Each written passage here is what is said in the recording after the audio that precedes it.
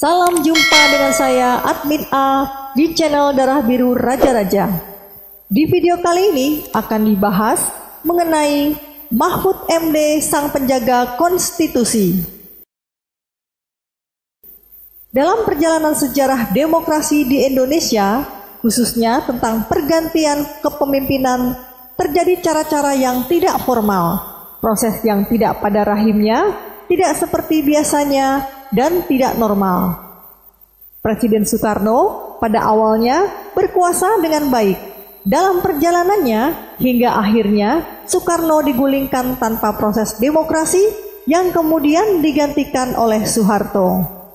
Begitu juga dalam pergantian Soeharto.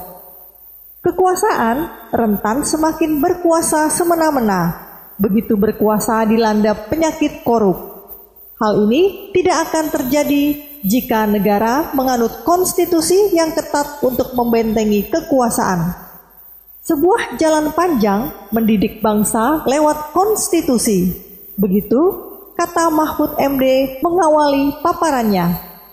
Mahfud MD menyebutnya demokrasi yang terjadi di Indonesia dengan operasi sesar.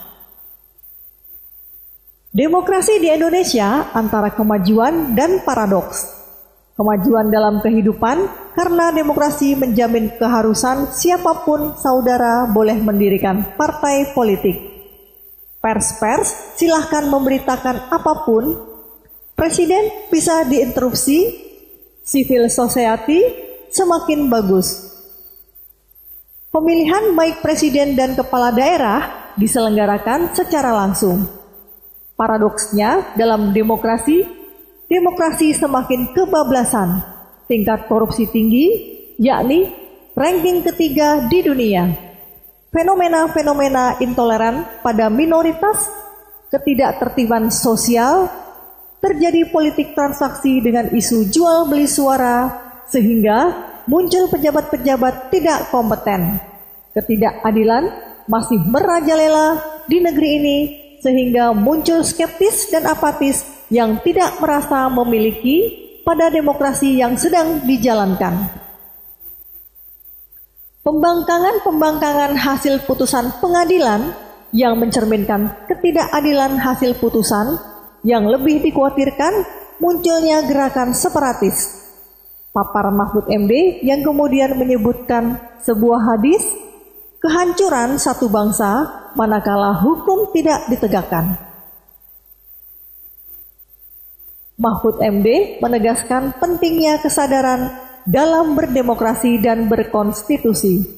Demokrasi menjamin kedaulatan rakyat, konstitusi menjadikan demokrasi berjalan pada jalurnya, sesuai hukum yang ditaati bersama-sama, sehingga perbaikan demokrasi tiada lain perbaikan konstitusi.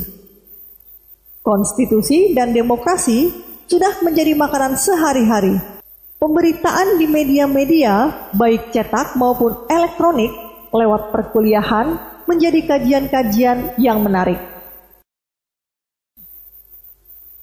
Mahfud MD hadir sebagai pembanding bagi mahasiswa terkait pemahaman dalam kehidupan berdemokrasi di Indonesia yang sekarang ini nampaknya menunjukkan kurang baik, alih-alih masyarakat semakin apatis dalam kehidupan berdemokrasi. Mahfud MD menuturkan demokrasi masih sebatas prosedural, belum menyentuh ranah substansial. Maka dalam konteks demokrasi di Indonesia masih dalam masa transisi, keadaan ini harus segera dituntaskan. Kemudian beliau mengutip pendapat Samuel P. Huntington, ilmuwan politik. Setidaknya ada 3 hal terjadi dalam demokratisasi, yaitu berakhirnya rezim otoriter, dibangunnya sebuah rezim demokratis, pengkondisian rezim demokratis.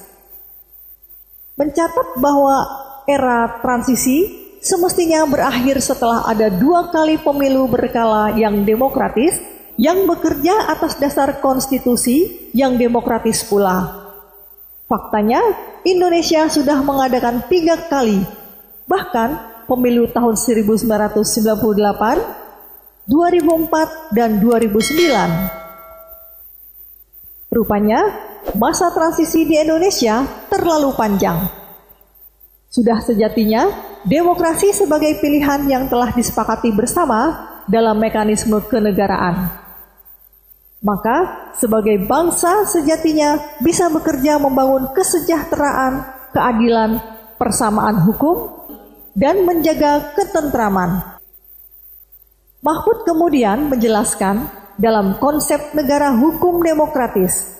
Demokratis diatur dan dibatasi oleh aturan hukum, sedangkan hukum itu sendiri ditentukan melalui cara-cara yang demokratis berdasarkan konstitusi. Dengan demikian, aturan dasar penyelenggaraan negara disandarkan kembali secara konsisten pada konstitusi. Tanpa kecuali, semua aturan hukum yang dibuat melalui mekanisme demokrasi tidak boleh bertentangan dengan konstitusi.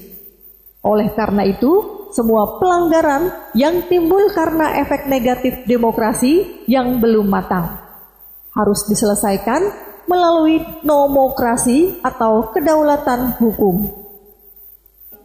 Nomokrasi berkaitan erat dengan ide kedaulatan hukum atau prinsip hukum sebagai kekuasaan tertinggi. Meski undang-undang sudah dijalankan sesuai prosedur yang berlaku. Misalnya, dari Undang-Undang Badan Hukum Pendidikan, setelah mengundang para pakar dan tokoh pendidikan, namun ternyata undang-undang tersebut melanggar nomokrasi, maka undang-undang itu dihapuskan. Mahfud mengaku meski jabatannya sebagai Ketua Mahkamah Konstitusi, ia tidak sewenang-wenang dalam memutuskan. Saya berhati-hati betul sekecil-kecilnya atas setiap keputusan yang dibuat MK untuk tidak salah. Mahfud MD menjadi Ketua Mahkamah Konstitusi setelah menggantikan Profesor Dr. Jimli Asidiki. Tentang keberadaan MK, Mahfud MD menjelaskan MK hadir sebagai lembaga yudikatif, menjadi pengadilan ketatanegaraan yang sejajar dengan Mahkamah Agung. Keberadaan Mahkamah Konstitusi sendiri sudah banyak di dunia yang menerapkannya. Indonesia menjadi negara ke-78 yang menerapkannya. Mahkamah Konstitusi menjadi harapan bagi bangsa ini. Banyak pujian yang diterima sosok Mahfud di balik ketegasannya ini. Mahfud mengaku tidak takut diantasarikan, sebaliknya ia menantang kepada siapapun untuk menyilahkan merekam dirinya di kantor saja. Mahfud kemudian menuturkan untuk mengajar dirinya dengan biaya sendiri. Meski fasilitas sebagai ketua MK 24 jam sudah disediakan. Saya tidak pakai uang negara dan tidak mau menggunakan uang negara untuk keperluan pribadi, walaupun saya diantasarikan, semoga tidak dengan kasus gelap. Tercatat, Profesor Dr. Muhammad Mahfud MD, Sarjana Hukum, Sarjana Utama, menjadi guru besar ilmu hukum tata negara di kampus Universitas Islam Indonesia.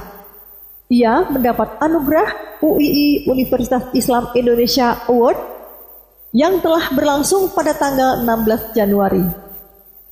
Dalam sambutan penganugerahan Mahfud MD, Rektor Universitas Islam Indonesia Profesor Dr. Andes Haji Edi Suwandi Hamid, Magister Ekonomi Pembangunan, menyebutkan bahwa Mahfud MD merupakan sosok yang konsisten dalam perjuangan mewujudkan bangsa Indonesia yang lebih baik.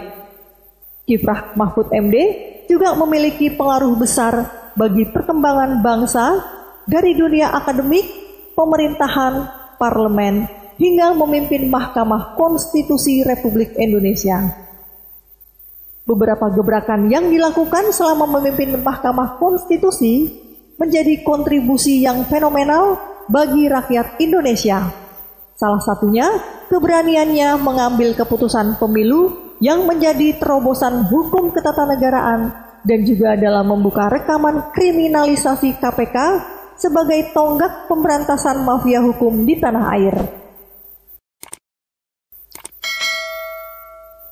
Mahfud MD dalam perjalanan karir hidupnya lahir di Sampang, Madura, Jawa Timur, tanggal 13 Mei tahun 1957.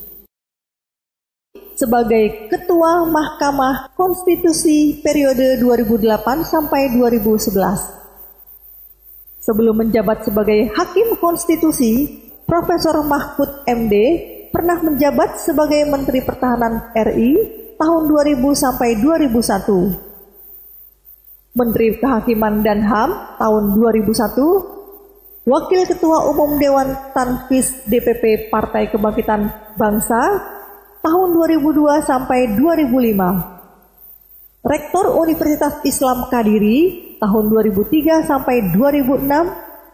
Anggota DPR RI duduk di Komisi 3 tahun 2004 sampai 2006. Anggota DPR duduk di Komisi 1 2006 sampai 2007. Anggota DPR RI duduk di Komisi 3 tahun 2007 sampai 2008. Wakil Ketua Badan Legislatif DPR RI tahun 2007 sampai 2008. Anggota Tim Konsultan Ahli pada Badan Pembinaan Hukum Nasional atau BPHN, Depkumham Republik Indonesia.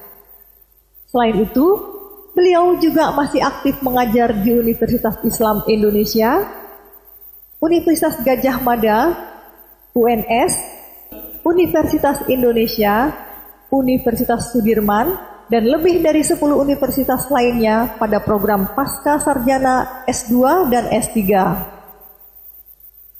Mata kuliah yang diajarkan adalah politik hukum, hukum tata negara, negara hukum, dan demokrasi, serta pembimbing penulisan tesis dan disertasi. Dari sejumlah karirnya, mulai dari ranah politik, eksekutif, yudikatif, sampai akademisi. Demikianlah video mengenai Mahfud MD, sang penjaga konstitusi yang bisa disampaikan. Semoga bisa menambah pengetahuan bagi yang menonton video ini. Sampai jumpa di video berikutnya. Terima kasih.